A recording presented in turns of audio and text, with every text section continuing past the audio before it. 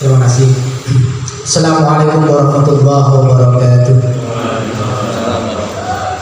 Alhamdulillahirabbil alamin wassalatu wassalamu ala asrofil anbiya'i wal mursalin sayyidina wa maulana Muhammadin wa ala alihi wa sahbihi ajmain. Amma ba'du.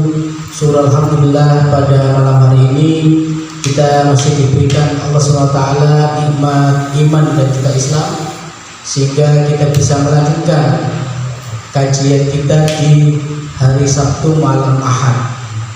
Daripada kita ngopi gak jelas di warung kopi, mending kita ikut kajian. Tapi bukan masalah daripada, karena asas daripada itu asas yang gak pas, gak benar. Maka benar-benar kita datang ke sini, kita niatkan untuk mencari ridho dari Allah SWT. Bagi para peserta yang hadir, saya berdoa semoga dengan semuanya diberikan nikmat sehat, panjang umur, murah rezeki, dan diberikan keluarga yang sakinah mawaddah warahmah.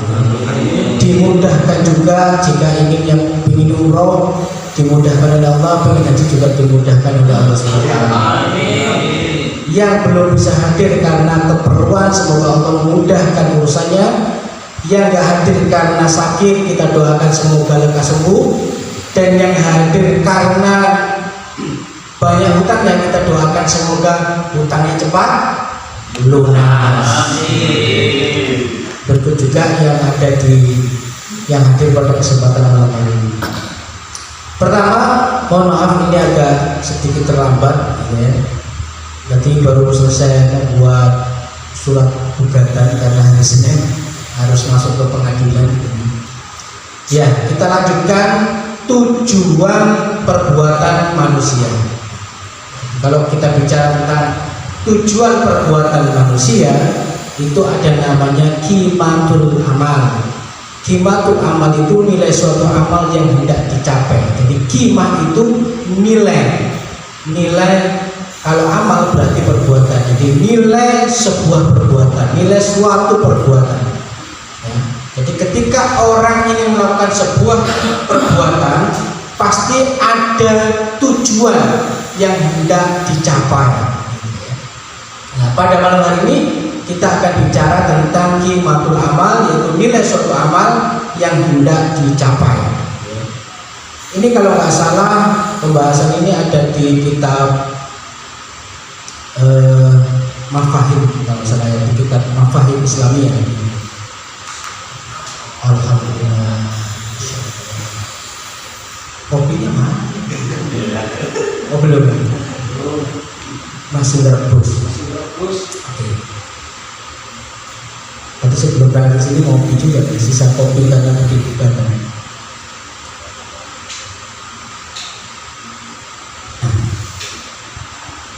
Dalam Quran surat At-Taubah ayat 105, Allah SWT berfirman, A'udzubillahi minasyaitonir rajim. Bismillahirrahmanirrahim.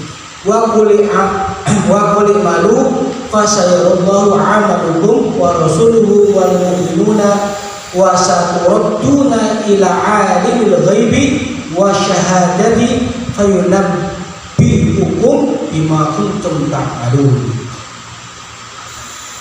Sesungguhnya syara telah menentukan penuntutan qimah atau nilai dari setiap aktivitas, sehingga seorang muslim tidak boleh melaksanakan suatu aktivitas untuk mewujudkan suatu qimah selain qimah yang ditentukan syara. Jadi hukum syara, ya, syariat Islam itu sudah menentukan bagaimana apa tujuan ketika kita melakukan sebuah aktivitas. Tujuan apa dari aktivitas yang kita lakukan itu sebenarnya sudah ditentukan oleh syariat. Sehingga apa? Sehingga ketika kita melaksanakan sebuah aktivitas, ya, tidak boleh mencari tujuan selain yang sudah ditetapkan. Kenapa? Karena kalau ada tujuan lain yang ingin dicapai berbeda dengan yang telah ditetapkan Allah, itu nanti akan merusak amal orang tersebut, ya. Merusak amal orang tersebut. Merusak itu bisa dalam arti amalannya tidak tidak diterima atau tidak bernilai pahala. Jadi begini, sebagai contoh ya, ini sebagai contoh, sebagai gambaran saja, sebagai gambaran. Nanti detail-detailnya akan kita bahas satu persatu. Ada seorang ustadz ya, ingin berdakwah itu ngisi pengajian. Nah, sekarang saya bertanya, kalau ngisi pengajian, tujuan yang ingin dicapai itu apa? 1, pahala, 2, uang. Kira-kira tujuan yang mana yang hendak dicapai? Kenapa? Ya pahala ya uang. Hukum syara itu menetapkan bahwa ketika orang berdakwah, tujuan yang ingin dicapai itu adalah pahala, bukan uang.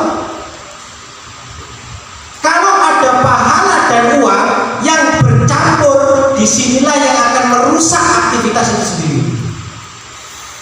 Contoh apa?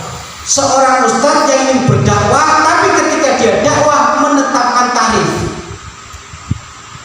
sekian, kalau nggak sekian saya nggak mau. Jadi ini yang akan merusak aktivitas yang akan dia lakukan. Yang seharusnya dakwah itu mencari pahala, tetapi dia ubah dengan tujuan yang lain, yaitu ingin mendapatkan uang. Nah, makanya di dalam konteks pemahaman statement ini, sesungguhnya syara telah menentukan penuntutan qimah dari setiap aktivitas dakwah, pahala. Ya. Contoh lagi, ya nanti contohnya lagi lah ya. Sehingga seorang muslim tidak boleh melaksanakan suatu aktivitas, misalnya tadi itu berdakwah, untuk mewujudkan qimah selain qimah yang ditentukan syara, yaitu pengen nyari duit. Itu nggak boleh. Apa konsekuensinya? Konsekuensinya amalan itu bisa tertolak atau tidak bernilai pahala di sisi Allah Subhanahu wa taala. Banyak orang melakukan aktivitas yang tujuan dari perbuatannya itu bercampur. Karena bercampur tidak jelas. Karena tidak jelas, orang itu jadi bingung nanti. Bingung dalam pengertian tadi, ini pahala kan, apakah ini uang kah, atau yang lain kan gitu ya. Nah kita akan bahas satu persatu. Qimatul amal itu ada 4. Yang pertama adalah qimah ruhiyah, qimatul ruhiyah. Jadi qimah ruhiyah. Apa itu qimah ruhiyah? Tujuan perbuatannya itu untuk ruhiyah. Ruhiyah itu bagaimana hubungan kita dengan Allah. Yang kedua adalah qimatul madiyah. Apa itu qimah madiyah? Qimah madiyah itu qimah materi. Ya, qimah materi. Ya uang, harta benda dan segala macamnya. Jadi tujuan perbuatan manusia yang tujuannya itu untuk uang. Ya, untuk uang. Yang ketiga adalah qimatul insaniyah. Qimah insaniyah itu qimah kemanusiaan. Jadi seorang manusia melakukan aktivitas tujuannya karena kemanusiaan. Yang keempat apa? Yang keempat adalah qimatul khuluqiyah. Apa itu khuluqiyah? Khuluq dari kata akhlak. Maka tujuan perbuatan manusia yang akan dilakukannya itu untuk akhlak, integritas.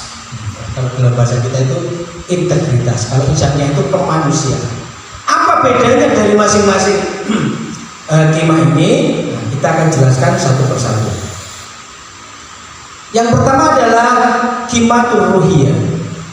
Qimah ruhiyah adalah qimah dari suatu perbuatan yang kita lakukan yang bertujuan nilai adalah nilai ruhiyah, yaitu nilai hubungan antara manusia dengan Allah, yaitu mengharapkan ridho Allah, pahala dan ampunannya. Jadi kita melakukan aktivitas itu untuk mencapai ridhonya Allah, agar kita dapat pahala, agar kita dapat ampunan dari Allah Subhanahu wa taala. Maka kita melakukan perbuatan itu. Ya. Apa contohnya? Nah, contohnya adalah sholat. Jadi kalau kita sholat, tujuannya itu ingin mendapatkan pahala, mendapatkan ridhonya Allah, bukan pengen dipuji orang. Kalau pengen dipuji orang karena akhlaknya bagus, itu berarti nilai yang dicapai adalah khuluqiyah. Ketika orang itu sholat dan tujuannya adalah qimah khuluqiyah, itu nanti jadi tertolak. Kenapa? Riya jadinya. Riya, pamer, pengen dilihat gitu. Karena pengen dilihat, akhirnya sholatnya tidak berpahala. Sholatnya tidak berpahala. Kenapa? Riya. Ya. Atau sahur, puasa. Anak misalkan masih SMP, pengen puasa, tapi tujuannya apa?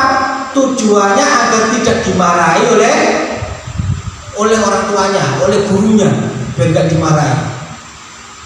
Jadi apa? Jadi kembali lagi bahwa qimahnya adalah qimah khuluqiyah, ya, agar tidak dimarahi, agar akhlaknya baik.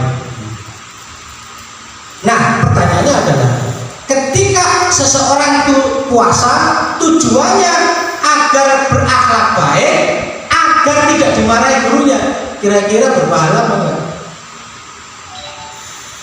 Kira-kira berpahala apa enggak? Berpahala apa enggak? Enggak berpahala. Kenapa kok enggak berpahala?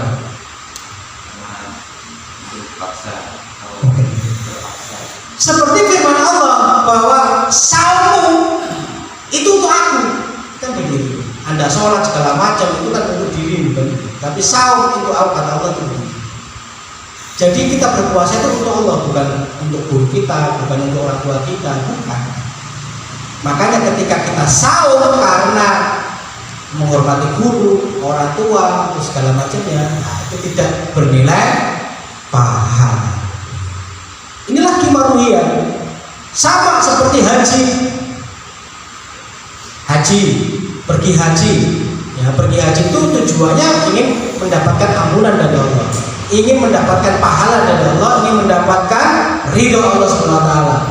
Tapi hajinya itu pengen dipanggil sebagai Pak Haji di kampungnya. Jadi kalau orang Indonesia itu kalau sudah berangkat haji kan punya gelar khusus, itu depannya ada H gitu.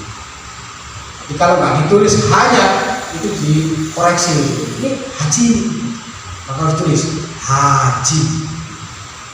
Jadi kalau Ustaz Wanto ini sudah pergi ke Mekah, tulis Haji Wanto, haji. Kalau beliau ini punya pesantren belum haji disebut Kiai Wanto.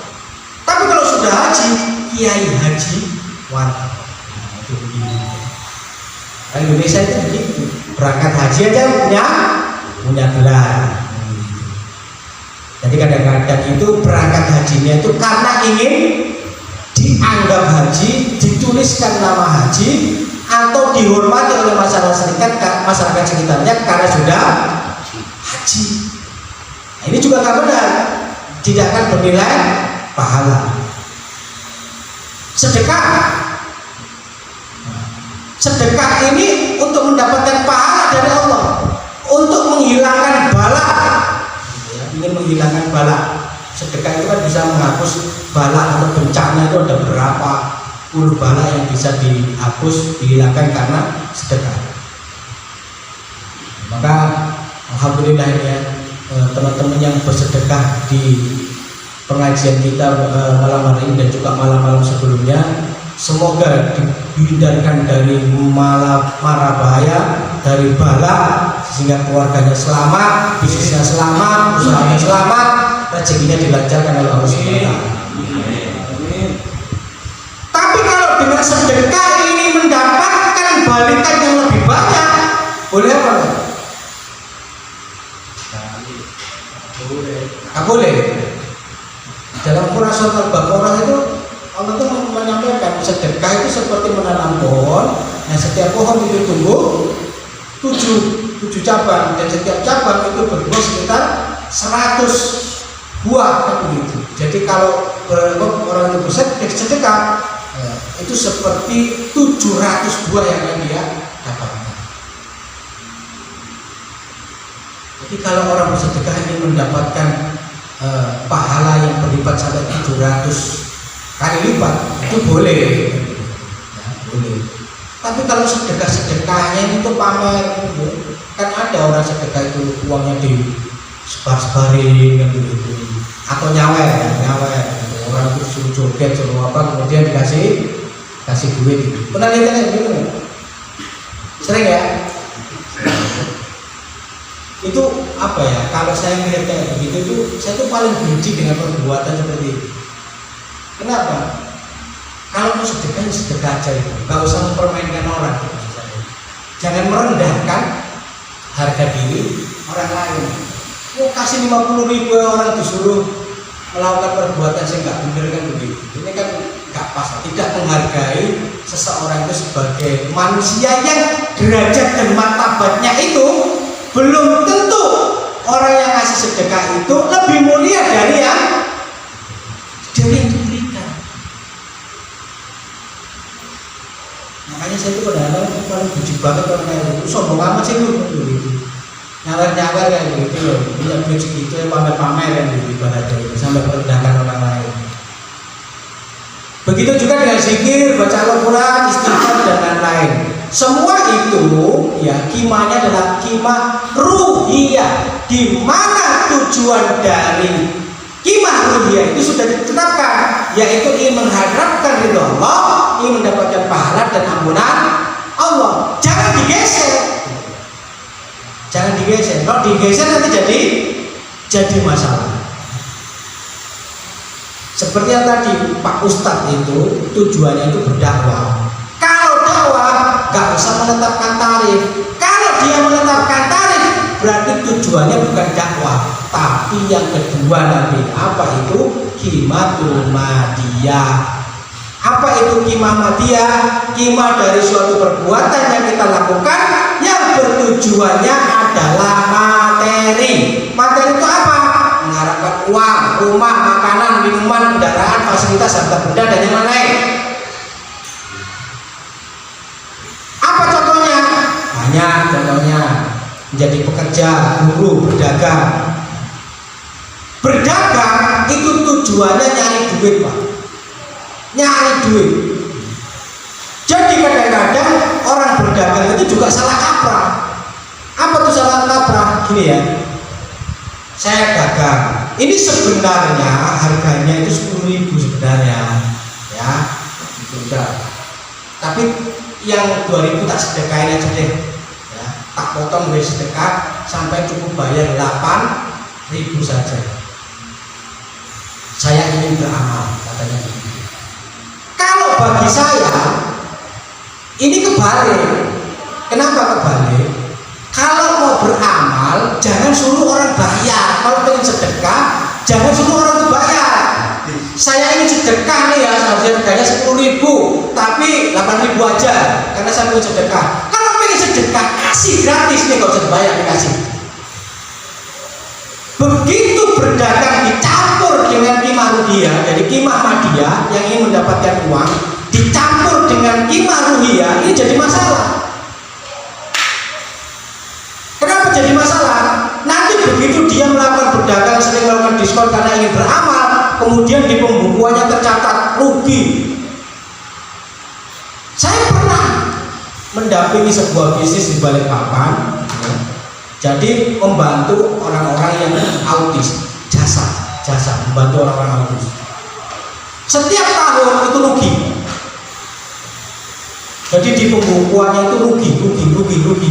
Saya tanya, kalau pengen untung naikkan harganya. Gak mau, Ustaz. Kenapa gak mau? Kasihan.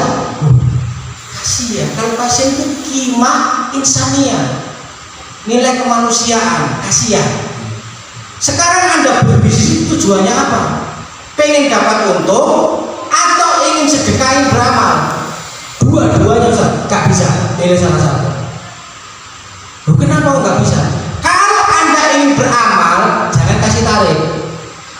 Kalau ingin sedekah, jangan kasih tarif. Tapi kalau jenengan ingin berdagang, ingin berbisnis, maka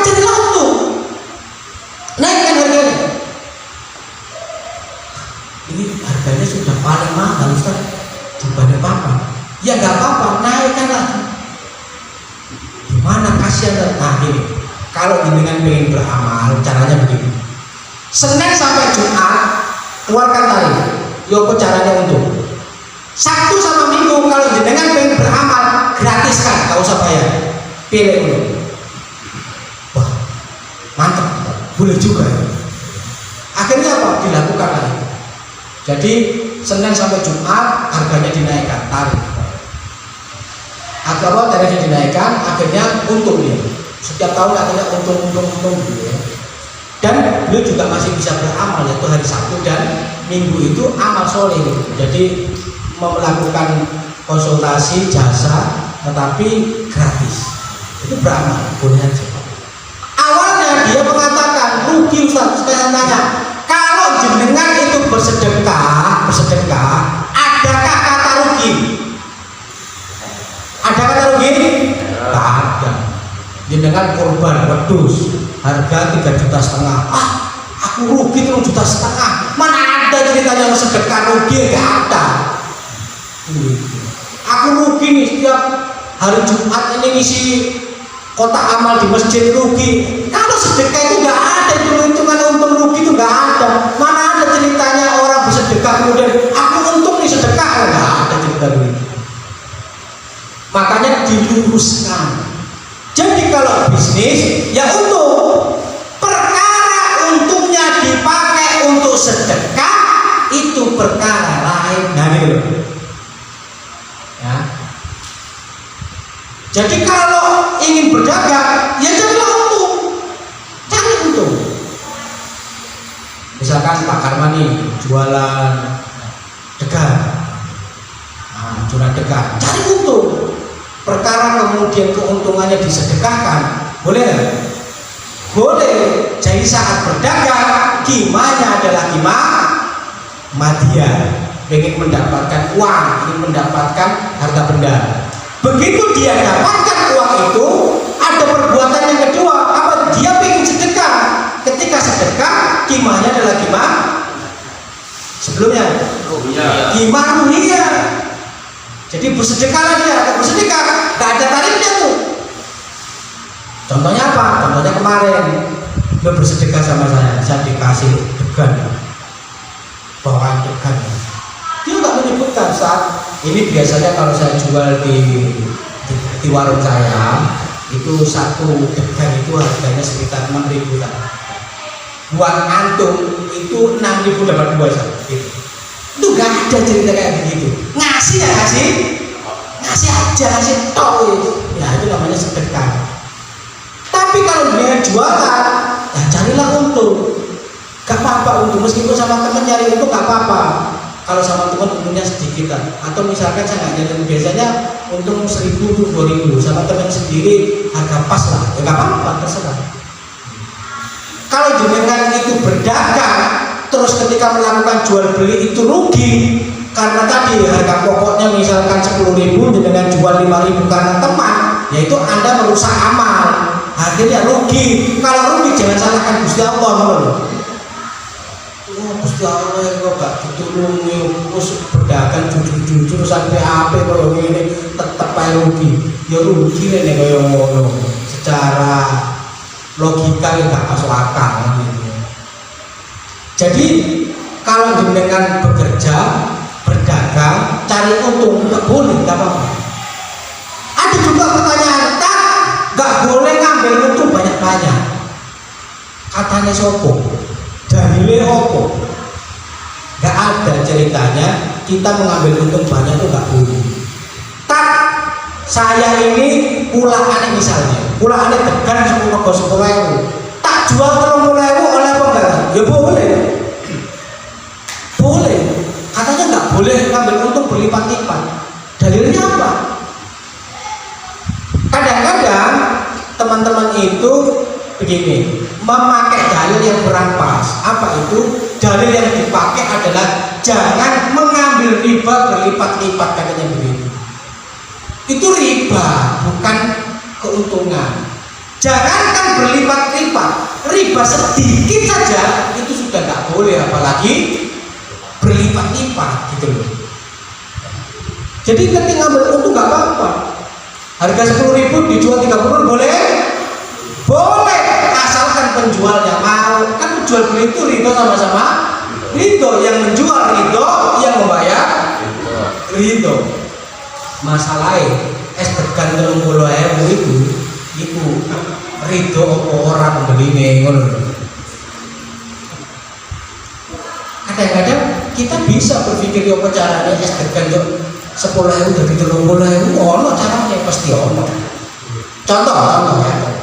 Sekarang tanya, berapa harga aqua kayak gini? Anggaplah ini aqua di pasaran ini. Berapa? 3.000. Nek tak lebokne kulkas, tak dol dadi piro? 5.000. Jadi enggak merubah apa-apa, tak lebokne kulkas dadi berapa? 5.000. Nek tak dol 10.000 ya apa caranya? Nah, tak taruh di hotel, dijual di hotel. Untungnya ini 3 kali lipat. Dari 3.000 jadi 10.000, 3 kali lipat lebih. Makanya es degan 10.000 dari 30.000 itu iso ae ngono lho. Sing penting pembelinya ridho. Ning hotel 10.000. Saya tanya, tak dol iki dari 20.000 iso ora? Ya apa caranya? Nah, tak naikkan pesawat ini. Jadi kalau kita beli di atas pesawat itu 20.000 yang botol begini. Kalau jenengan tahu. Sekarang tanya, 3.000 jadi 20.000 itu naik berapa kali lipat? Hampir 7 kali lipat. Sekarang pertanyaannya, bapak penumpang pesawat mau beli nggak? Mau beli. Ridho juga ternyata. Makanya Pak Karmani nek pengen dodolan es degan 10.000 jadi 30.000, dodol ning dhuwur pesawat.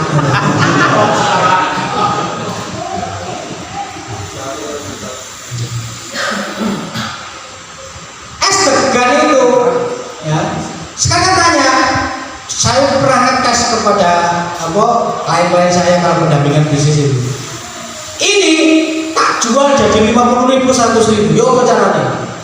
Terus kalau saya dulu mana dijual di luar angkasa, angkasa gede ceritanya, dijual di gurun Ustaz, enggak ada orang jualan minum. 50.000 tanpa merubah isi botolnya. Ya. Tak kasih pita, tak kasih tulisan. Happy anniversary pernikahan A sama B, tak kasih kotak itu, tak jual 100.000 kira-kira laku nggak? Nah itu maksud saya kan begitu. Artinya apa? Wong dodol itu harus kreatif yang pengen nyari untung, harus kreatif, pikirannya terbuka. Ya apa caranya harganya ini naik dan orang itu mau beli, tapi ridho. Ya apa caranya? Ya mikir. Namanya pengusaha ya mikir, ojo pengusaha polosan tok ae. Dodolan tempe nek pengen badi untunge luwih akeh, diapane tempene? Goreng. Gitu. Sekarang tanya juga. Nah, dodolan daging ya apa carane biar untunge luwih akeh? Dadekke bakso, dadekke soto lah. Artinya apa? Bahan mentah diolah menjadi bahan jadi. Lah orang berdagang itu harus mikir apa caranya untungnya tambah akeh, tapi orangnya ridho ngono lho. Boleh nggak begitu? Boleh. Untung bisa berlipat-lipat sampai 7 kali lipat ya boleh. Gak apa-apa, gak ada masalah. Orangnya pedagang ini untung. Makanya dodolannya ojo polosan. Sekarang tanya, jadi pekerja, ya apa caranya jadi pekerja itu biar gajinya gak wakil, biar tambah akeh duitnya, ya apa caranya? Kerja di luar, cari sampingan itu nambah kerjaan. Ini terus kerja itu ya apa caranya naik? Naikkan nilainya. Kalau tadi orang berjual itu menaikkan nilai barangnya kan begitu. Maka kalau Anda bekerja, naikkan nilai jasamu itu naikkan. Ya apa cara yang menaikkan nilai jasa kita itu? Ya gue harus tambah pinter, lho. Coba polos-polos saya. Kalau punya satu bidang ilmu di pekerjaan itu, tambah ilmu yang lain. Ya, ilmu manajemen kah, ilmu leadership kah, sehingga Anda diangkat jadi supervisor. Kalau ada profesor gajinya naik ora? Naik. Nah, itu maksud saya, nilainya itu dinaikkan. Nilai diri Anda itu dinaikkan. Sama orang jualan dagang itu nilai barangnya itu dinaikkan. Dodolan semongko deres-deres di dekek ning meja ini semongko beli. Orang beli paling piro Mas 1000, 1500 gitu aja. Berhubung lalu segala macam. Diplastiki sing sing apik, sing higienis. Jadi kalau harganya biasanya 1000 jadikan 2000, orang itu masih mau beli. Mungkin higienis ini bagus ini. Dari lalat segala macam. Dodolan kampung tetap seger kan caranya kan gitu. Kalau dodolan kampung tetap seger, ternyata nggak laku-laku akhirnya jadi layu. Diolah apa? Jadikan sayur, dijual sayurnya, biar nilainya nggak turun. Sama orang jual buah itu, jual beli buah. Kalau sudah nggak laku, sudah mau layu, dicus itu, dicus. Begitu dicus, dikasih gelasnya ditutup, dijual. Tambah larang atau murah? Tambah mahal. Oh ya apa?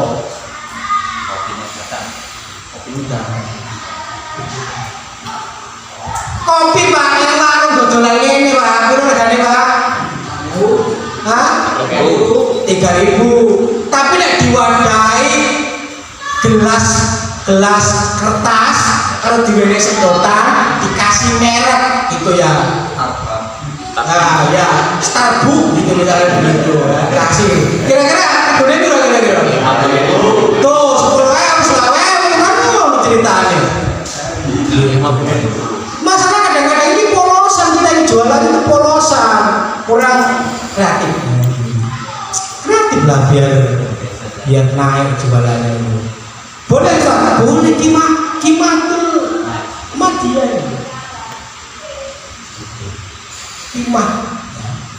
Kimah madia. Jadi untungnya lebih agak. Jadi ini dodolan, ojo dicampur sedekah. Jualan ya jualan saja, cari untung. Begitu untung dapat duit, baru disedekahkan. Itu sih benar-benar ya, bagus. Yang ketiga, oke mana? Kimah dari sumbernya, sudah ini ya.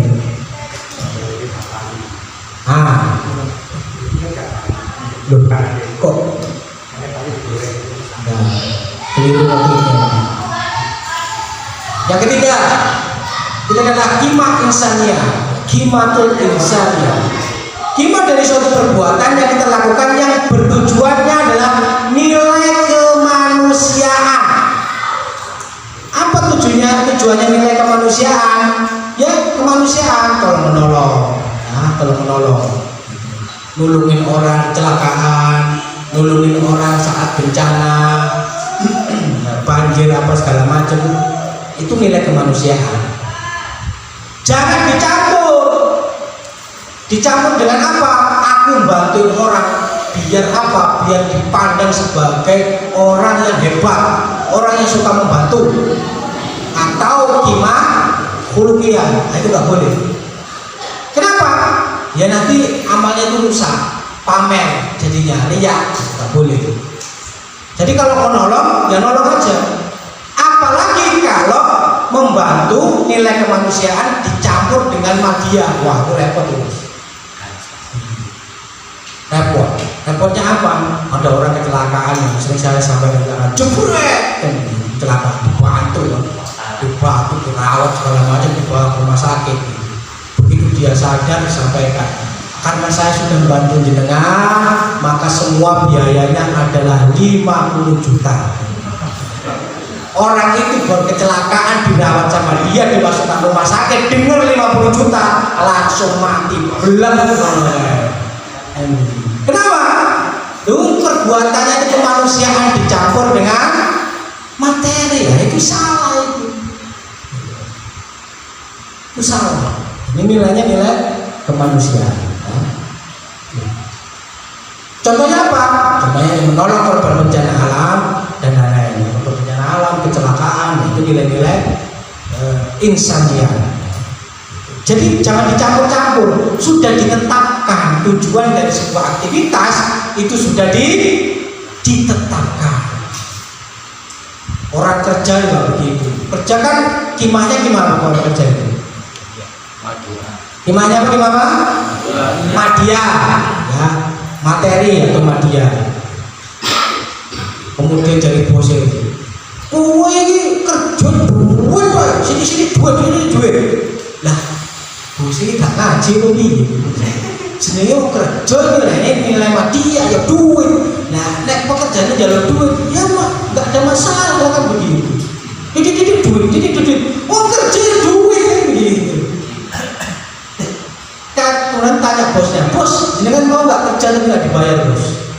Ya nggak belum juga, nggak mau makanya kerja harus dibayar kita di bos. Kecuali judulnya adalah loyalitas. Loyalitas itu gimana? Khuluqiyah, integritas, akhlak. Wes, demi loyalitas saya kepada perusahaan, aku kerja gak dibayar kamu kok. Tapi golek ini loh. Kadang-kadang kita tuh mau menambah jam kerja kita, ya, tapi blunder, lembur nggak dibayar. Pada saat kamu melakukan perbuatan itu, tujuan apa yang ingin kamu capai? Uang kah? Ataukah khuluqiyah kah? Kalau soal akhlak, integritas. Kalau soal integritas karena loyalitas kepada perusahaan gak dibayar ya apa-apa. Sama kayak saya dulu waktu awal-awal belajar jadi trainer itu ngisi training selama 4 bulan orang dibayar belas. Tapi makan, kendaraan, penginapan ditanggung kabeh, tapi udah dibayar 4 bulan gak dibayar. Gak apa-apa, saya lakukan aja demi ilmu, pengalaman dan segala macamnya. Setelah 4 bulan itu, alhamdulillah mulai berubah gimana? Apa tuh gimana dia? Setelah kasih training bayar.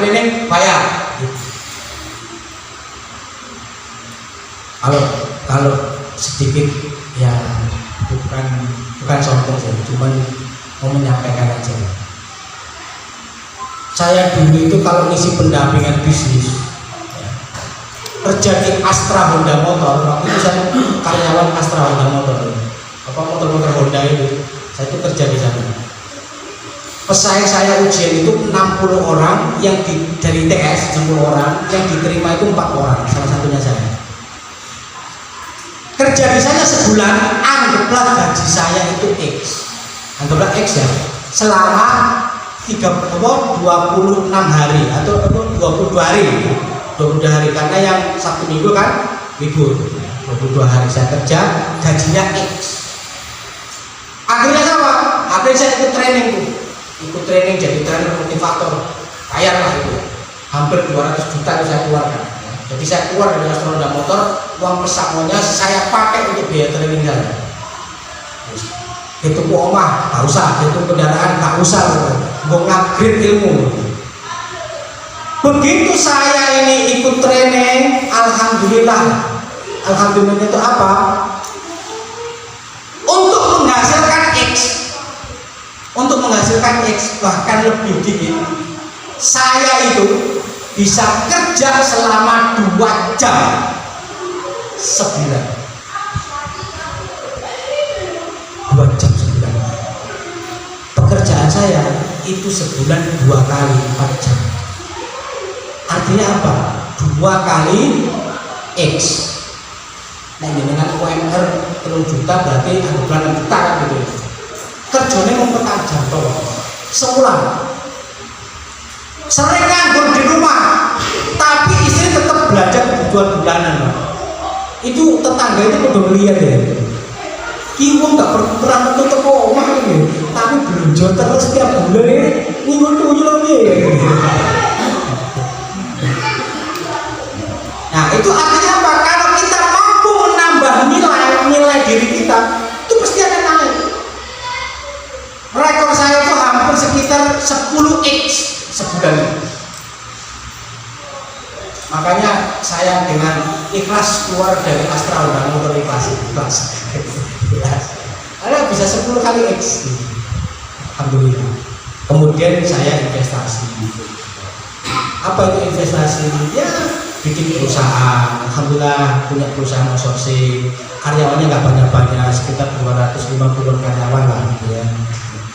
Per bulan Pak masih apa nggak ngapa-ngapain, alhamdulillah dapat kiriman lah. Kalau dengan kerja UMR sebulan sih, ya alhamdulillah saya juga dapat lah. Tapi jenengan harus masuk setiap hari. Kalau saya di rumah aja, itu bedanya. Kok bisa kan? Nilai menaikkan nilai diri. Kembali lagi ke himah insannya. Jadi kalau jenengan bekerja itu tujuannya itu himah madiyah, tapi kalau jenengan mau loyalitas, himahnya adalah himah uluhiyah dan nggak usah minta dibayar. Wes, benar. Sopo ngerti dengan loyalitas yang jenengan lakukan itu kemudian dinaikkan jabatannya. Alhamdulillah.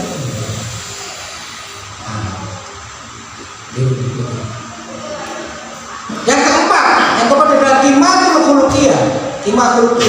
Himah dari suatu perbuatan yang kita lakukan yang bertujuan nilai akhlak, rasa kasih sayang, penghormatan, integritas ya, integritas ya, perbuatan-perbuatan baik ya. Itu adalah nilai akhlak, loyalitas termasuk di sini ya, nilai uluhiyah, berbuat baik, uluhiyah ya, uluhiyah dikata akhlak. Jadi himah itu perbuatan yang kita lakukan yang bertujuan nilai akhlak.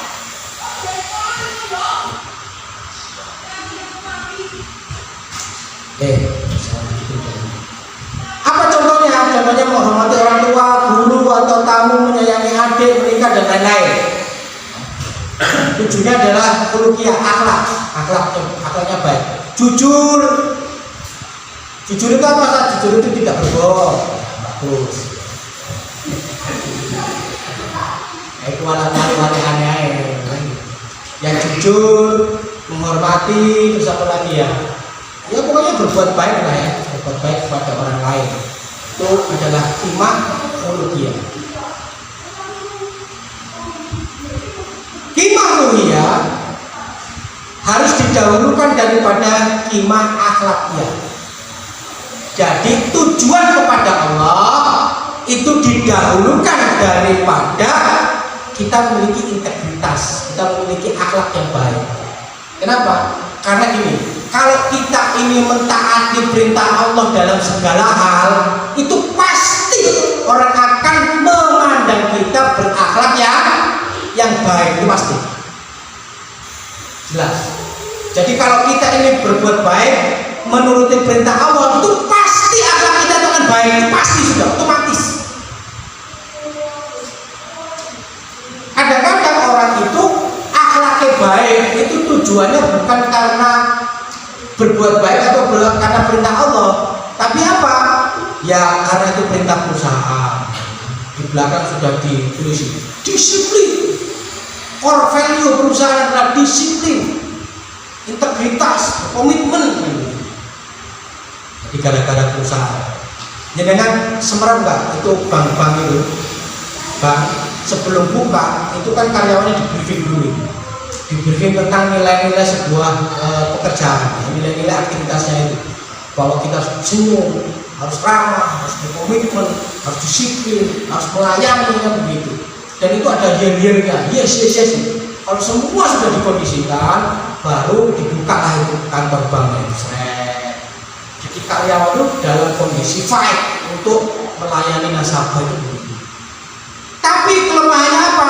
Kelemahannya pengajaran kepada karyawannya agar dia disiplin, agar dia jujur, agar dia tersenyum, agar dia berbuat baik, melayani nasabah. Itu bukan Agar apa? Agar banknya dipandang bank yang baik, yang melayani, sehingga orang mau nabung di situ, sehingga profitnya itu naik. Itu yang masalahnya. Problemnya itu ada di situ. Jadi orang berbuat baik itu bukan karena perintah Allah, tapi karena profitnya biar naik. Sama perusahaan juga begitu. Bagaimana karyanya di situ, di segala macam, itu biar profit perusahaannya naik. Bukan karena perintah Allah. Seharusnya pimpinan itu kalau mau men-training karyawannya itu disampaikan bahwa berbuat baik itu perintah Allah. Gitu. Apa tujuannya? Kalau karyawan itu kesadaran hubungannya dengan Allah itu, koneksinya itu terus jalan terus tanpa diawasi, dia pasti akan berbuat baik. Tapi kalau misalkan tujuannya karena perusahaannya biar berkembang, profitnya naik, konsekuensinya apa? Konsekuensinya gajiku naik kan, dan profitmu naik. Kalau kerja ini aku jasis, tapi gaji kan naik, buat apa? Sing untung juga perusahaan, buat apa? Itu efeknya. Maka harus dihubungkan dengan apa? Dengan Al-Khaliq, dengan Allah. Biar apa? Mau perusahaan itu untung, mau rugi, mau apa, dia tidak terpengaruh karena pengawasannya langsung kepada Allah. Nah, gitu maksudnya. Ya. Jadi seharusnya para supervisor, para manajer, para direktur, gitu ya, itu harus menyuntikkan ya kimah-kimah rupiah itu kepada karyawannya, terus disuntikkan. Oh iya, harus ngaji ya. Nah, supervisornya, manajernya, direkturnya nggak ngaji, wah itu masalah. Di kepala ini sini duit ke sini, buat duit gitu. Nggak duit diperes karyawannya. Apa dalilnya bahwa kimah rupiah didahulukan daripada kimah akhlakiyah? Dalam urusan Quran surat At-Taubah ayat yang ke-24 Allah SWT berfirman, A'udzubillahi minasyaitonir rajim. Bismillahirrahmanirrahim. Qul in kana aba'ukum wa abna'ukum wa ikhwanukum wa aswajukum wa ashiratukum wa amwalun taraftumuha wa tijaratun takshawna kasadaha wa masakinu tardawnaha habba ilaikum minallahi wa rasulihi wa jihadin fi sabilihi fatarabbasu hatta ya'tiyallahu bi amrihi wallahu la yahdil qaumal fasiqin. Artinya adalah, katakanlah jika bapak-bapakmu, anak-anakmu, saudara-saudaramu, istri-istrimu, kaum keluargamu, harta kekayaan yang kamu usahakan, perniagaan yang kamu khawatirkan kerugiannya, dan rumah-rumah tempat tinggal yang kamu sukai adalah lebih kamu cintai daripada Allah dan Rasulnya, dari berjihad di jalannya, maka tunggulah sampai Allah mendatangkan keputusannya, dan Allah tidak memberi petunjuk kepada orang-orang yang fasik. Jadi apa? Urusan sama Allah itu harus didahulukan daripada urusan bapak-bapakmu, anak-anakmu, saudara-saudaramu, istri-istrimu, kaum keluargamu, harta kekayaan yang kamu usahakan, perniagaan yang kamu khawatirkan, dan rumah-rumah tempat tinggal yang kamu sukai. Itu semuanya tinggalkan, bukan ditinggalkan ya, itu dinomor duakan, tapi nomor satukan dengan urusan Allah.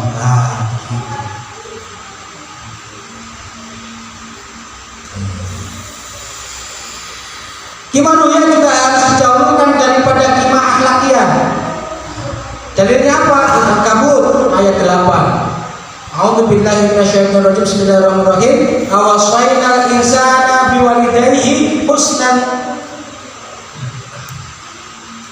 husna wa in jahadaka litusyrika bi ma laysa laka bihi ilmun fala tuti'huma ilayya marji'ukum fa unabbi'ukum bima kuntum ta'malun. Dan kami wajibkan manusia berbuat kebaikan kepada orang tua, akhlakiyah, berbuat baik kepada orang tua. Dan jika keduanya memaksamu untuk mempersekutukan aku dengan sesuatu yang tidak ada pengetahuan tentang itu, maka janganlah kamu mengikuti keduanya. Hanya kepadakulah kembalimu, lalu aku kabarkan kepadamu apa yang telah kamu kerjakan. Jadi kalau kita kepada orang tuanya, tapi orang tuanya justru marah, Malah apa? Malah menyuruh kita untuk meninggalkan urusannya Allah. Kata Allah gitu ya. Maka janganlah kamu mengikuti keduanya. Hanya kepada kulah kembali. Seperti apa? Seperti sebagaimana Sa'ad bin Abi Waqqas itu yang ceritakan, yang disuruh hijrah sama Rasulullah. Hijrah kan begitu. Karena perintah ayat tentang hijrah. Ibu gadoli Sa'ad bin Abi Waqqas, jangan hijrah. Kalau kamu hijrah ke Madinah, maka lihatlah ibumu tidak akan makan sampai mati ibumu itu. Ibunya yang ngomong kepada Sa'ad bin Abi Waqqas. Apa kata Sa'ad bin Abi Waqqas? Silakan ibu untuk tidak makan, saya tetap berakal. Kenapa? Ayat ini. Dan kami wajibkan manusia berbuat baik kepada orang tua. Kita wajib berbuat baik kepada orang tua. Dan jika keduanya memaksamu untuk mempersekutukan aku dengan sesuatu yang tidak ada pengawasan itu, maka janganlah kamu mengikuti keduanya. Maka qimah ruhiyah harus didahulukan daripada qimah akhlakiyah. Hukum syara juga membolehkan untuk mendahulukan perwujudan qimah insaniyah atas qimah ruhiyah. Jadi mewujudkan qimah insaniyah itu lebih diutamakan dari qimah ruhiyah. Kok iso kan? Iso. Yaitu Quran surah An-Nahl ayat 106. Allah SWT berfirman, "Man kafara billahi min ba'di imanihi illa man ukriha wa qalbuhu mutmainnun bil imani walakin man syaraha bil kufri sadran fa alaihim ghadabun minallahi wa lahum adzabun adzim." Artinya, barang siapa yang kafir kepada Allah sesudah dia beriman, dia mendapatkan kemurkaan dari Allah, kecuali orang-orang yang dipaksa untuk kafir padahal hatinya tetap tenang dalam beriman, akan tetapi orang yang melapangkan dadanya untuk kekafiran, maka kemurkaan Allah menimpanya dan baginya azab yang besar. Ini ceritanya juga begini. Jadi pada saat orang-orang pengikut-pengikut Rasulullah itu kan ada ya sekitar di zamannya itulah ya, apa itu yang dipaksa untuk ini bro, dipaksa sampai ditombak, mau dibunuh apa? Sumayyah. Sahabat yang lain itu ada yang dipaksa untuk kafir, kalau nggak mau mengikuti Tuhan Lata Uzza, maka dia akan dibunuh. Kemudian para sahabat itu akhirnya menyatakan Tuhan Lata dan Uzza. Disampaikanlah berita ini kepada Rasulullah, maka Rasulullah memaafkan mereka. Kenapa? Karena mereka dalam kondisi terpaksa dengan dengan akibat kematian. Jadi kalau orang dipaksa untuk kafir, sedangkan hatinya itu menolak, akibatnya kematian, itu boleh untuk berbohong lah, itu boleh. Sebenarnya tidak mau mengakui, tapi kalau dipaksa itu boleh. Kalau dipaksa keluar dari pekerjaan bagaimana Ustaz? Ya nggak usah dilakukan dari kerjaan, cari kerjaan yang lain. Kalau dipaksa, misalkan saya dipaksa Ustaz, buka kerudung agar saya bisa masuk di tempat pekerjaan Ustaz, cari pekerjaan lain sudah. Logika berpikirnya itu begini. Kalau prinsip Anda berkerudung, berjilbab, itu bisa dipaksa oleh mereka untuk ditinggalkan, apalagi harga diri dan kehormatannya, itu pasti bisa dipaksa oleh mereka. Wah Pak, keluarga saya mati, mau enggak, pokoknya besok masuk. Anda nggak akan bisa nolak. Jadi kalau hal yang prinsip itu jangan mau. Justru ditanya, misalkan kamu tuh sudah baik, berkualifikasi di sini, ya. Pengetahuannya mau baik, akhlaknya baik, semua pertanyaan ngerti, hasil tesmu bagus, cuma saya nggak apa-apa. perusahaan tidak menghendaki karyawannya berkerudung. Ini jawaban yang menohok tak ajarkan kepada jenengan. Sampaikan begini, Pak, mohon maaf, kerudung adalah salah satu prinsip dalam hidup kita, apalagi beragama. Itu prinsip kita. Sekarang tanya, bukankah perusahaan senang memiliki karyawan yang punya prinsip? Kira-kira dengan mau merekrut sampai bapak itu mau merekrut karyawan yang berprinsip atau yang tidak berprinsip? Tanya begitu sama dia. Kira-kira jawabannya apa? Ya berprinsip lah. Coba jangan kalau nggak berprinsip gitu disokok uang mau supplier datang ini timbangannya melongo gawean 100. Kalau nggak berprinsip juga ada 100 kerugian di sana enggak. Tapi kalau dia mempertahankan prinsipnya, wah itu bagus banget. Ini melongo gawean 100 gak melongo tenggelam ini prinsip ini melongo gelem gak gelem alih. Tapi ini berprinsip. Disogok gak mau, ngutil gak mau, korupsi gak mau. Kenapa? Berprinsip. Kalau sampai Pak ngajari saya untuk melepas prinsip saya, jangan salahkan saya nanti ketika saya kerja sama perusahaan Bapak, prinsip-prinsip baik saya juga akan hilang di perusahaan, dan itu akan merugikan perusahaannya Bapak. Itu pasti mikir itu ya. Apa namanya, atasannya pasti mikir. Dan juga ya, justru harus berprinsip, tak boleh pegang teguh prinsipnya. Bukan itu kehormatan bagi saya. Kalau kehormatan saya aja saya tinggalkan, itu bagaimana ketika saya kerja di tempatnya Bapak? Itu bisa saya tinggalkan semua itu prinsip-prinsip baik dalam hidup saya. Kehormatannya bisa ditinggalkan, apalagi perbuatan baiknya tinggalkan. Dan itu sangat merugikan Bapak, apalagi perusahaan Bapak. Maka kalau memang saya sudah sesuai dengan kualifikasi nilai ujian saya sudah baik segala macam, dan saya punya prinsip yang baik dengan perusahaan ini, apalagi yang Bapak tunggu untuk merekrut saya? Jarang orang seperti saya ini. Bagaimana orang kerja sekarang itu kan jarang dapat karyawan yang baik, betul apa enggak? Gitu. Jadi kalau ada perusahaan yang karyawannya baik, itu harus disupport itu. Syarat membolehkan untuk mendahulukan perwujudan kima ihsaniyah atas kima ruhiyah. Dan jika mereka menanyamu berkali-kali memaksamu, maka ucapkanlah dengan mulutmu kekafiran bila kamu tidak mampu bertahan. Ini hadis. Itu juga begitu ya. Menepati janji kepada Allah dan Rasul terhadapnya sebagai perwujudan dari kima ruhiyah. Ya. Dan janganlah kamu tukar perjanjianmu dengan Allah dengan harga yang sedikit murah. Sesungguhnya apa yang ada di sisi Allah itu yang lebih baik bagimu jika kamu mengetahui. Jadi kamu jangan tinggalkan lepas kerudung, jangan tinggalkan perjanjianmu dengan Allah dengan yang murah banget itu biar dapat kerjaan. Mau apa itu?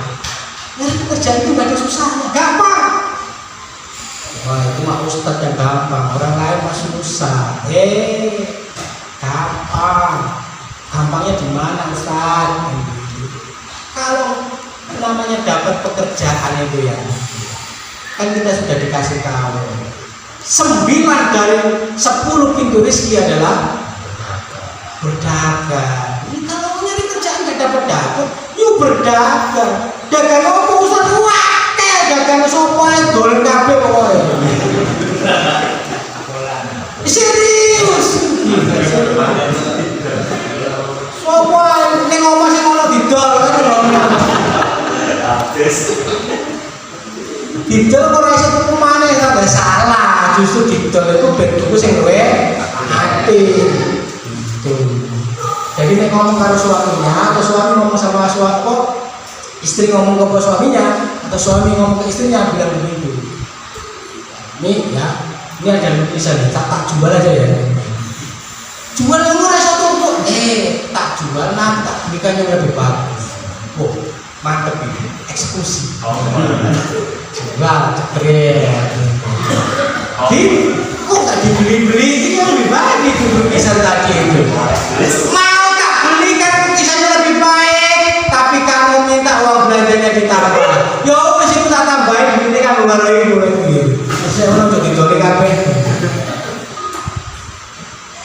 lainnya. Dulu teman-teman yang bisnis yang biasa bisnis online juga begitu, tuh keliling tuh. Jadi untuk apa? Jadi makelar setiap toko ditanyain mau nggak saya jualkan online, mau nggak saya jualkan online, mau nggak saya jualkan online. Itu begitu. Dan alhamdulillah ada yang mau, ada restoran yang mau dijualkan online, akhirnya dia dapat jasanya, alhamdulillah dapat bayaran. Kenapa? Karena di Indonesia itu banyak orang yang bisa membuat produk tapi nggak bisa menjual produk itu. Makanya kita bantu untuk menjual. Bagus ya. Contohnya di sini ada yang jualan sembako. Kalau di sini ada yang jualan sembako itu tawarkan sesama kita gitu. Ya, satu membantu, yang kedua ngapain kita kebeli sama orang lain, ini sama saudara-saudara sendiri kan bagus ya. Biar bisa jalan. Apa? Godok gedang. Ya enggak apa-apa godok gedang. Godok gedang. Oh, godok gedang. Boleh godok gedang sih ngono. Boleh godok gedang, kenapa enggak boleh? Jualan gedang. Dia dodol gedangnya gak laku, digawe dodol gedang biar nilainya bertambah. Itu sering itu orang-orang di kampung saya itu begitu, di sawah nganggur apa dipanen ini dinggo polo, dodolan polo keliling. Yang punya singkong digawe betuk, dodolan keliling gitu. Ya satu kampung dikeliling itu sesuai entek. Nah, tadi juga saya sudah sampaikan ya, contoh kesalahan. Imaruhia, orang pengen dakwah, tapi menetapkan tarif, itu nggak boleh. Ya, itu. Nanti dapat duitnya nggak dapat pahalanya. Imam Madya juga begitu, pengen dagang jualan, tapi katanya amal, wis, kalau konco dewi sedekah sama ini, gak, kalau konco dewi pengen sedekah gratis no, konco dipotong regane. Niat kok nanggung-nanggung kowe gak jelas gitu. Himah khuluqiyah, perbuatan yang baik, akhlak yang baik. Apa contohnya tadi? Nolong orang, khuluqiyah tadi ya, menghormati orang tua, tapi pengen dapat warisan, rawat, berbuat baik ya, birrul walidain kepada orang tua, biar warisannya nanti jatuh kepada dia. Itu juga salah dalam beramal. Tujuannya salah. Kimah insannya juga begitu, nolong orang kecelakaan, tapi setelah itu ngomong tarifnya 50 juta, blok mati orangnya. Itu juga contoh kesalahan dalam melakukan aktivitas perbuatan. Nah, alhamdulillah ya Allah mudahkanlah segala sesuatu ya. Itu yang bisa saya sampaikan pada kesempatan malam hari ini. Kalau ada pertanyaan saya persilakan.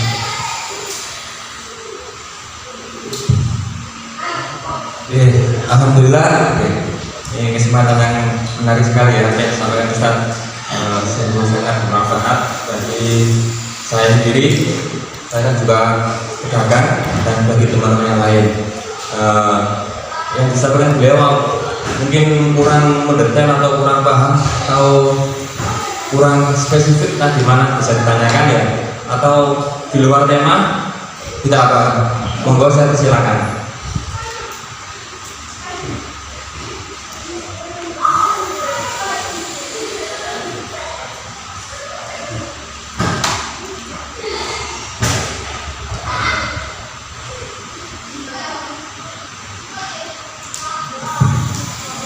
Assalamualaikum warahmatullahi wabarakatuh. Saya mau nanya mengenai Imam Madya, kita itu buka warung. Kalau jual beli kan harus ada akadnya kan. Dan ini akadnya kalau mau makan kan bayarnya seikhlasnya. Nah ini sesuai dengan syariat.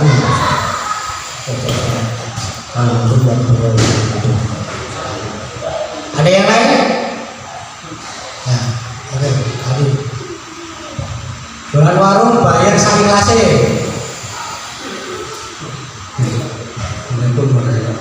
Waalaikumsalam warahmatullahi wabarakatuh. Ini sama kita, tapi hukum jual beli, tapi bukan dari sini kayak maklar gitu. cuma orang yang punya barang itu sudah memasarkan ke kita. Contohnya kayak mobil gitu ya, mintanya 10 juta, padahal kita tahu kalau pasarannya mobil itu harganya bisa sampai 50 juta. Nah, ketika kita jual sudah laku, orang yang punya barang itu ibaratnya kok gelo gitu kan. Kenapa kok bisa sampai laku segitu, dia nggak tahu kan gitu. Nah itu masih barokah atau enggak? Jadi hukum untuk mengikuti harga pasaran gitu ya. Ada lagi?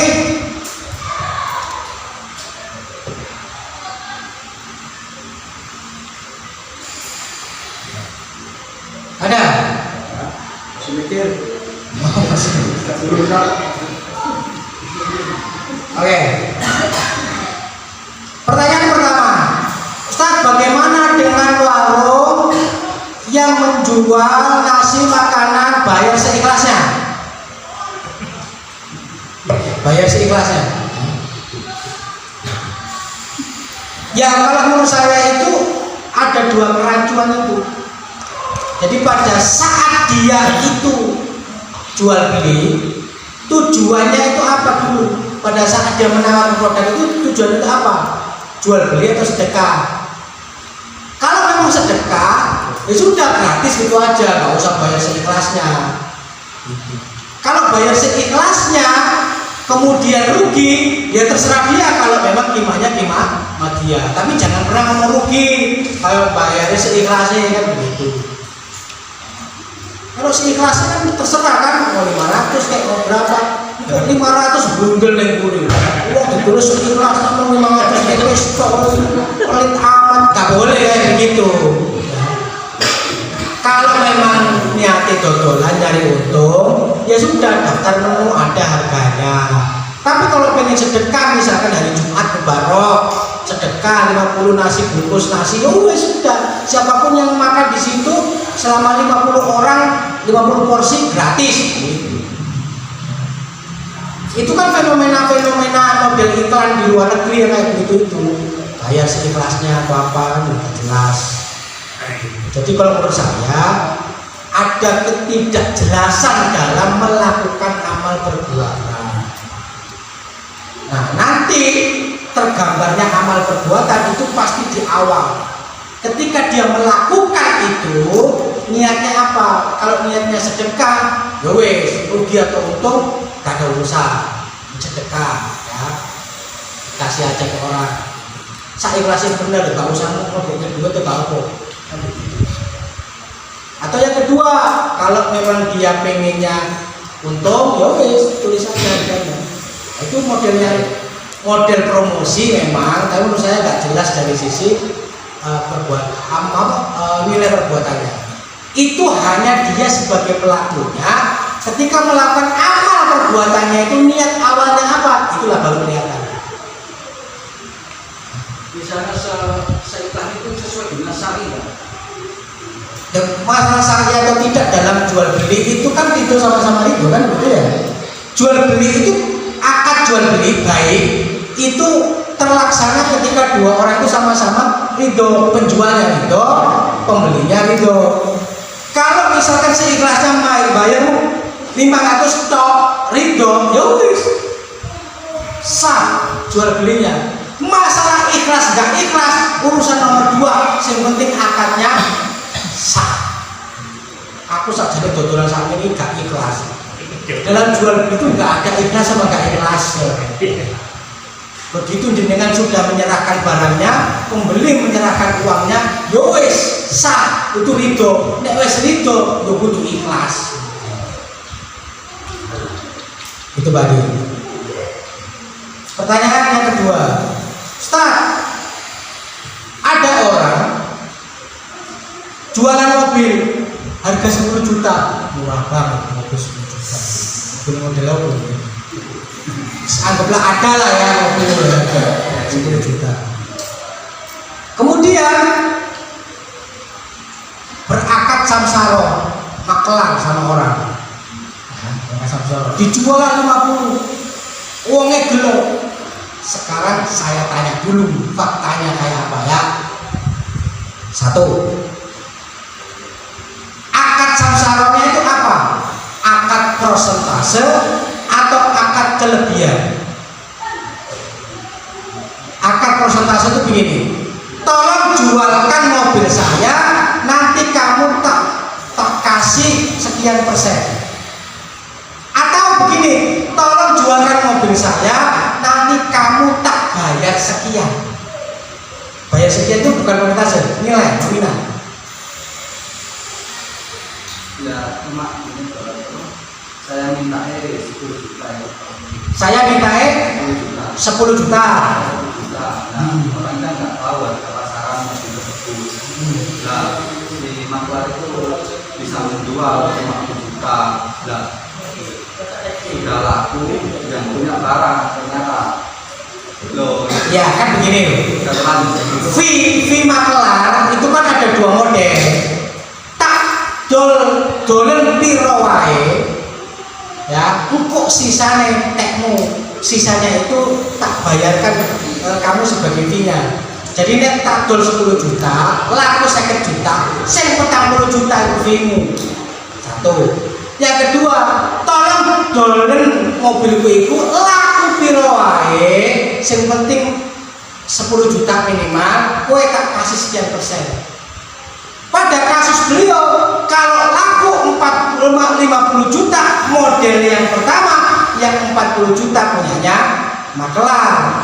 Model yang kedua, kalau dikasih fee misalkan 10%, maka 50 juta kali 10% itu jatuhnya adalah berapa? 500.000 ya? 5 juta. 5 juta itu fee-mu, sing 4,5 juta balik neng. Nah, model sing di yang pertama, tapi orangnya gelo itu lah. iya. Masalah gelo itu nomor sangat terus. Tapi tetap saya. Nanti saya kan ditanya dulu akadnya kalau apa ngono lho. Ojo masalah gelo kok gak gelo. Namanya transaksi hukum ekonomi itu ditonton AKTC kan begitu. Nek AKT wis pas masalah gelo gak gelo nomor itu lasan begitu ya. Makanya tanya AKTC yang bisa. Ya, yang pertama. Yang pertama, oke, berarti pokoknya 10 juta berapapun kamu bisa berhasil jual, sisanya tuh Pak ngambil, gitu ya aja ya. Oke, satu. Yang kedua, si penjual menutupi nggak harga pasar? Yang menutupi, soalnya yang itu dapat 10 juta ada penurunan.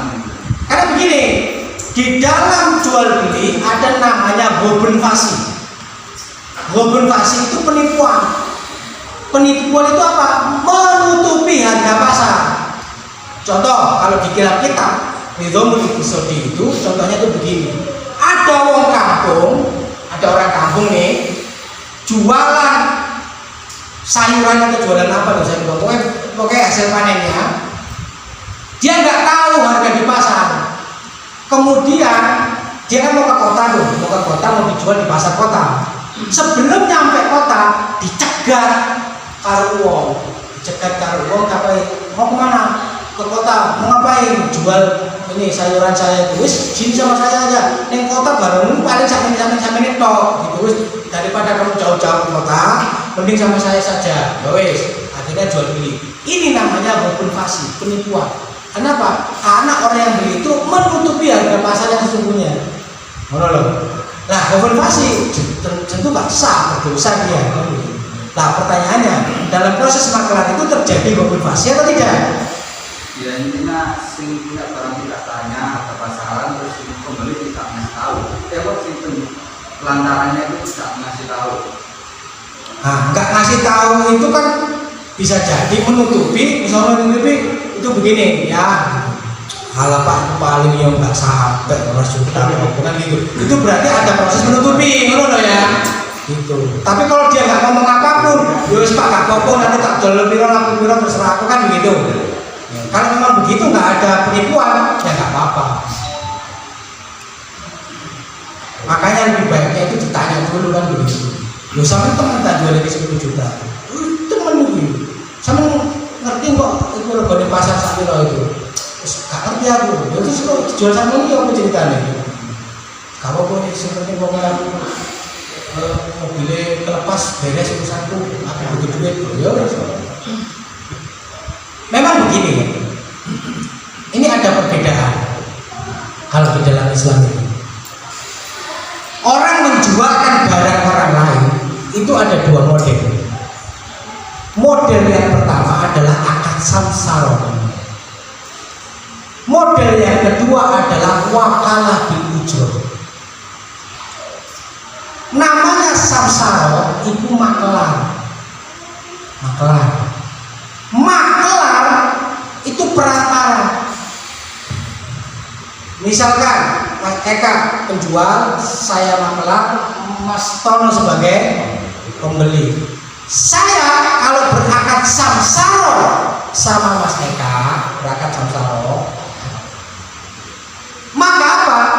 Maka saya nggak boleh meng-closing, hanya sebagai perantara. Tak pertemukanlah Mas Kartono sama Mas Eka, deal-dealan wong loro, begitu berhasil saya dapat fee-nya. Itu samsara. Jadi saya gak boleh barangnya Mas Eka tak dol Mas Kartono. Laku 1 juta, Mas Eka tak kasih 10 juta. Gak boleh begitu. Karena saya sifatnya samsara. Samsara itu perantara ini ketemu kita pertemukan. Nah, itu samsara namanya. Beda dengan wakalah bil ujrah. Kalau wakalah bil ujrah namanya wakalah itu perwakilan, ujrah dikasih bayaran.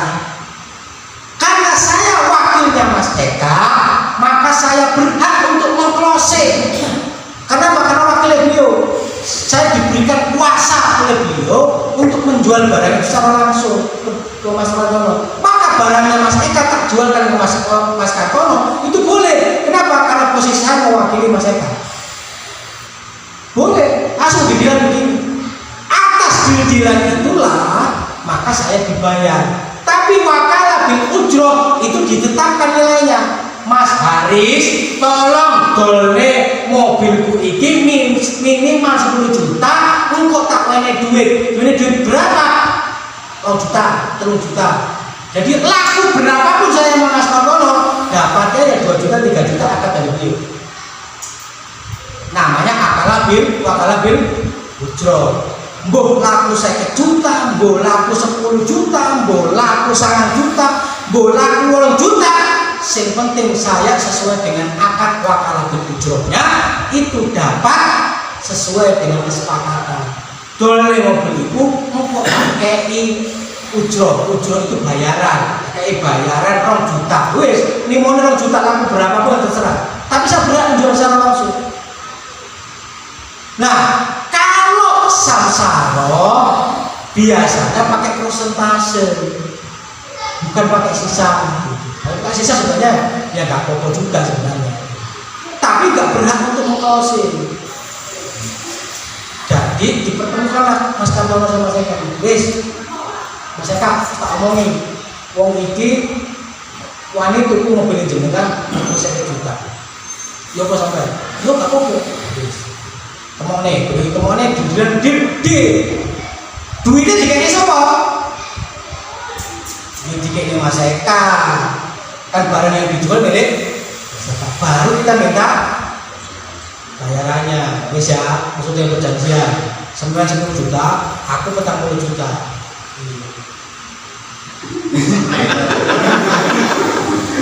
Ya wes. Deal-dealane ngono kok kan gitu. Akadnya kayak begitu. Sampe gak usah gelo. Kok tak tukar permen.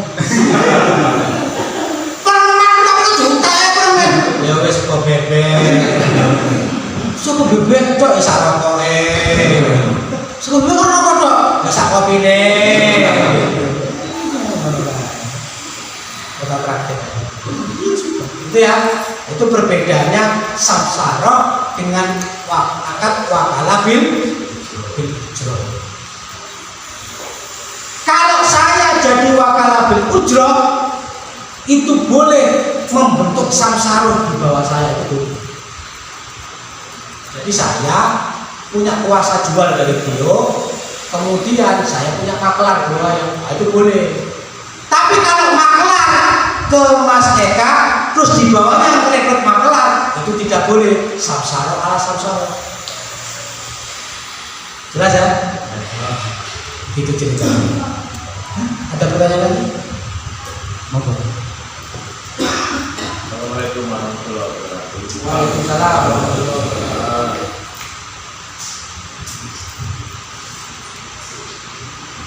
Masih tetap dalam jual beli Ustaz. Karena syarat jual beli kan antar batin. Kita sama-sama itu. Nah, ini kan pernah kejadian itu terjadi pada saya sendiri. Dan syarat jual beli yang kedua itu kan la dororo wala diroro. Ini Ustaz, saya itu COD. Nah, ternyata barang yang saya terima itu tidak seperti gambar yang kita harapkan. Jadi belinya secara online. Gimana mengenai jual beli yang demikian Ustaz? Pertanyaan yang kedua, saya pernah mendengar hadis ini Ustaz. La bay'ata fi bay'atin. Itu maksudnya apa Ustaz? Terima kasih. Assalamualaikum warahmatullahi wabarakatuh. Waalaikumsalam. Oke. Untuk yang pertama terkait dengan COD, beli barang tapi tidak sesuai dengan gambar. Jenengan boleh melakukan ini ya. Jual beli itu ada namanya hak khiyar. Hak khiyar itu hak untuk memilih. Hak untuk memilih untuk melanjutkan jual beli atau tidak. Ya. Ada beberapa hak khiyar yang khiyarnya itu langsung di tempat. Apa itu? Misal, begitu ini kita beli barang, kemudian ternyata barangnya itu rusak. Saya punya hak khiyar untuk membatalkan itu. Nah, jadi saya nggak jadi boleh. Tapi untuk barang-barang yang sifatnya itu ketahuannya itu kemudian ada yang menyampaikan hak khiyar itu 3 hari. Jadi beli buku, begitu dibaca-baca, buku halaman hilang, halaman rusak. Ini boleh saya untuk apa? Untuk menggunakan hak khiyar saya, hak pilihan saya. Apakah melanjutkan atau tidak? Kalau memang melanjutkan, dibalik buku itu, digantilah yang baru.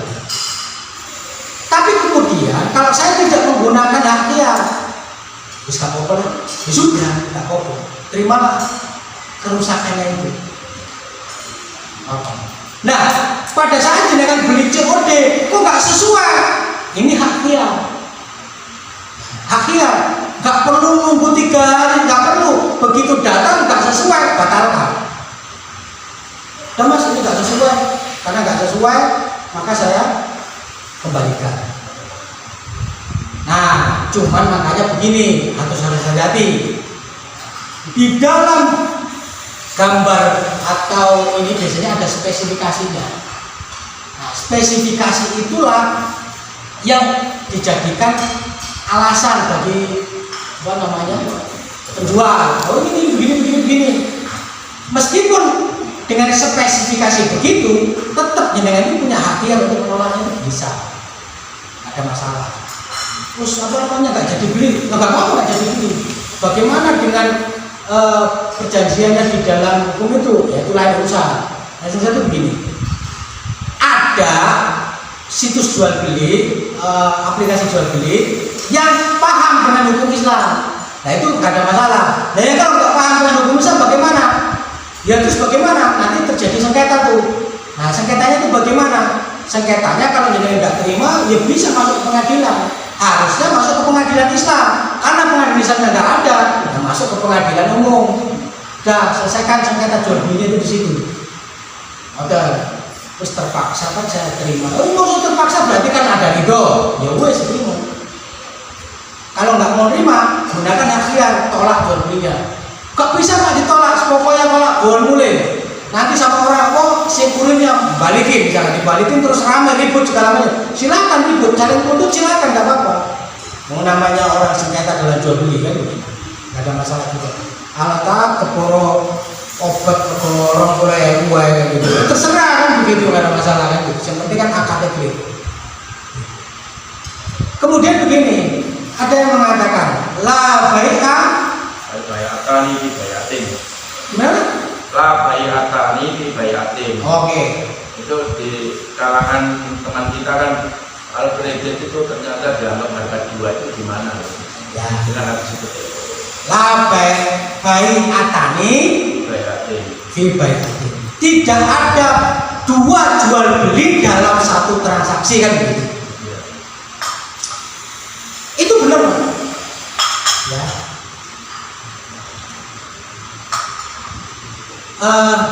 Ada begini juga.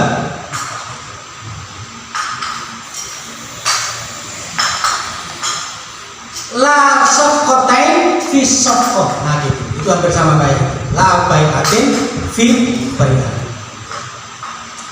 Jadi tidak boleh ada dua transaksi dalam satu jual beli. Saya bahas contohnya dulu. Jual beli kredit itu dua akad. Gak boleh. Menurut saya itu bukan dua akad, tetap satu akad. Loh, kok bisa satu akad? Kalau cash harga 200.000, kredit 300.000, itu dua akad. Gak, satu akad. Kenapa? Dua tadi itu sifatnya tawaran. Tapi pada saat orang mau melakukan jual belinya, kan nggak mungkin dua-duanya dilakukan. Pasti milih salah satu, betul nggak? Karena milih salah satu, maka yang berlaku tetap satu akad, bukan dua. Pilihannya dua, tapi transaksinya tetap satu. Jadi boleh tak jual beli kredit? Boleh. Yang nggak boleh yang terjadi dua akad dalam satu transaksi itu leasing, Pak. Jenengan beli mobil harga 200 juta, dijual 300 juta, dicicil selama anggaplah 5 tahun, per bulannya anggaplah 5 juta. Di dalam perjanjian leasing tertulis ya, kalau 5 tahun berarti 60 bulan, betul? Ya, 60 bulan. Selama mobil itu belum lunas, maka akadnya adalah sewa. Jadi uang yang dibayarkan tiap bulan yang 5 juta itu sifatnya adalah sewa. Karena sewa kalau jenengan nggak mampu bayar, berarti nggak ada sewa. Karena nggak ada sewa, mobilnya tak tarik. Gitu bunyi di leasing itu. Tapi pada saat cicilan ke-60 barulah berlaku jual beli.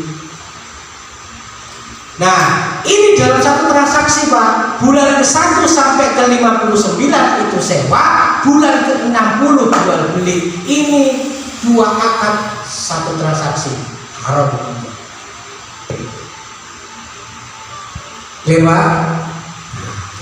Contoh lagi, apa itu? Kredit selama 60 bulan, per bulannya 5 juta. Ternyata bulan ke-12 si pembeli bisa melunasi kreditnya. Karena bisa melunasi kreditnya, maka si penjual memberikan potongan harga yang tadinya 300 juta, karena dilunasi selama 12 bulan, nggak harus 60 bulan, dipotonglah harganya jadi 250 juta. Ini juga haram. Kenapa? Dua akad satu transaksi. Kenapa kalau dua akad satu transaksi? Akad yang pertama 60 bulan harga 300, akad yang kedua 12 bulan harga 250. Itu dua akad satu transaksi. Tak boleh kan? Tak boleh. Ya, di dalam hukum Islam bahkan percepat, gak akan ada namanya potongan. riba itu terjadi pada dua orang, bisa kepada penjual, bisa kepada pembeli. Terjadi kepada pembeli ketika apa? Bayarnya terlambat, kena denda. Oke? Maka itu riba. Denda yang ditetapkan oleh penjual itu riba. Atau kelebihan yang dibayarkan oleh pembeli itu riba. Model yang kedua, kalau dipercepat dapat potongan, maka penjual ngasih riba ke pembeli. Pembelinya menerima ribanya, potongannya, keuntungannya. Karena itu kelebihan buat keuntungan buat pembeli. Makanya dua akad satu transaksi itu tidak boleh pada kondisi tadi. Sudah akad satu transaksi tadi itu, tapi ada dua harga. Kalau 60 bulan 300, nek dipercepat 250 itu dua akad satu transaksi. Atau tadi selama 60 bulan, bulan pertama sampai 59 sewa, nek gak mampu sewa mobil tak tarik. Tapi bulan ke-60 baru itu secara sah menjadi milikmu, terjadilah jual beli. Berarti ada dua akad, sewa dan jual beli dalam satu transaksi. Itu hal. Mau terbaca apa? Sampai ada lagi?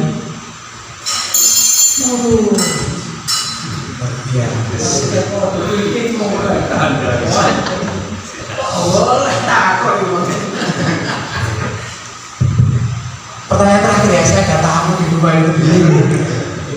Assalamualaikum warahmatullahi wabarakatuh. Ini pertanyaan masalah perantara hutan, Ustaz. Katakanlah saya punya teman orang kaya, katakan si A, dan saya juga punya teman si B. Nah, si B itu membutuhkan uang, tapi si B untuk utang ke A itu sulit karena tidak tahu sebelumnya orang ini kayak gimana. Terus si B ini minta tolong sama saya untuk mencarikan hutang ke si A, dan si A mengasih hutangan ke si B dengan kepercayaan saya. Terus saya dikasih uang sama si B, kalau saya bisa pinjam katakanlah 10 juta, saya dapat 5%-nya. Itu apa hukumnya? Dan kalau hutang ini kepada si A ini dikatakanlah riba, itu apa juga hukumnya yang saya terima di uang tersebut? Itu Ustaz.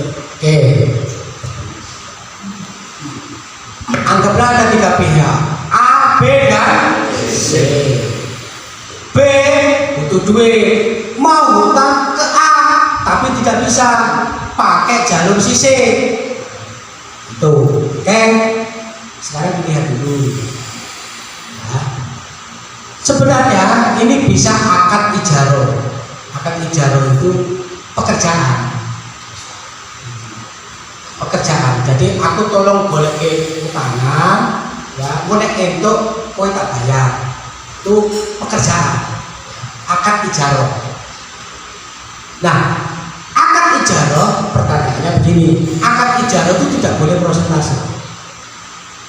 Contoh begini. Mas Tanto, saya punya perusahaan karyawannya 1000. Ya, gajinya adalah 2% dari keuntungan saya. Jadi kalau saya rugi, sampai nggak dapat. Tapi kalau saya untung banyak, 2% itu akeh nilai. Itu nggak boleh. Orang namanya ijarah itu harus fix. Berapa nilainya? Kowe kerja di perusahaan sakulan tak gaji petang juta. Fix. Mau rugi mau untung perusahaannya tak peduli. Kowe yang penting belum nggak sampai nggak tak bayar deh aku rugi kerja ketika lewat jalan. Nggak boleh ijarah nggak boleh. Maka ketika si C jadi ijarah harus dibayar secara fix, nggak boleh persentase. Tak nek utangi A kalau B itu riba, bagaimana tak boleh atau tidak? Maka si C itu terkena. Apa itu? Al-wasilatu ilal haram haramun. Sesuatu yang mengantarkan kepada keharaman, maka hukumnya adalah haram. Kalau jenengan menelantarkan orang hutang piutang dengan riba, maka jenengan kena dosanya. Kenapa? Wasilah.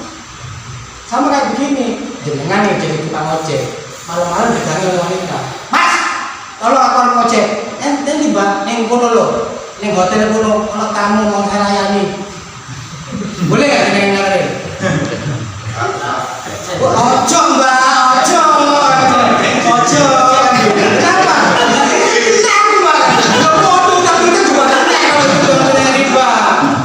Kenapa? Al-wasilatu ilal haram haramun. Sesuatu yang mengantarkan kepada keharaman, maka sesuatu itu hukumnya haram. Jadi nggak boleh.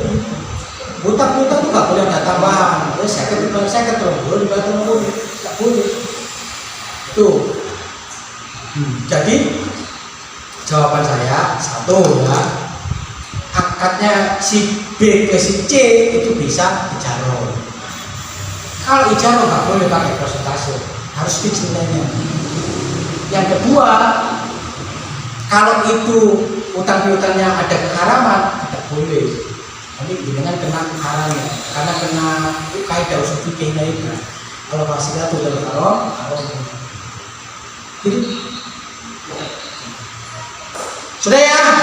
Kalau masih ada pertanyaan, kamu dicatat ya, dicatat minggu depan ditanyakan. Kalau ada pertanyaan, dicatat nih HP ya. Pertanyaan di Rosa setiap hari Sabtu, nah, gitu. Neng ngomong juga begitu, kalau ada pertanyaan apa ditulis nih HP nih. Itu biar gak kali. Nanti pada saat begini buka HP-nya. Oh iya, 10 pertanyaan buat Ustaz Haris itu. Alanggar gitu. Ya begitu, itu yang bisa saya sampaikan pada kesempatan malam ini. Saya kembalikan kepada Mas Kartono yang ganteng sebagai moderator. Oke, luar biasa sekali ya apa yang disampaikan Ustaz dan menambah ilmu kita semua ya. Tentunya kalau semua kita di rumah gitu, mungkin kita tidak mendapatkan ilmu yang bermanfaat ini. Insya Allah ya minggu depan bisa diistimewakan untuk hadir lagi ya. Siap gitu ya. Oh ya, jangan lupa bawa teman, bawa tetangga gitu biar tambah rame. Siapa tahu mereka juga punya permasalahan dalam hidup yang bisa kita rembuk bareng. Oke, maksudnya kita mau udah sampai kan? Oh ya.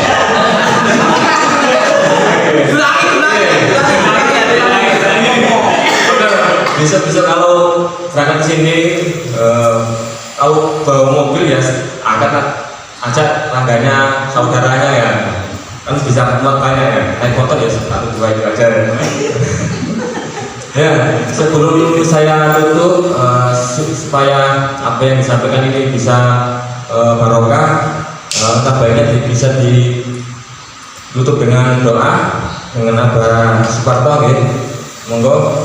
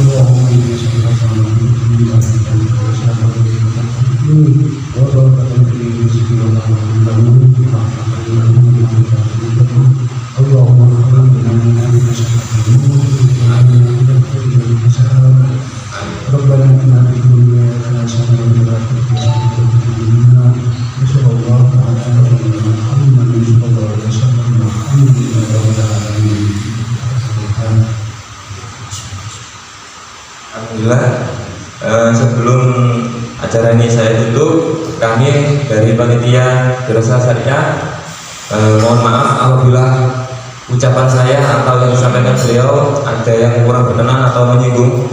Kami minta maaf. maaf yang sebesar-besarnya.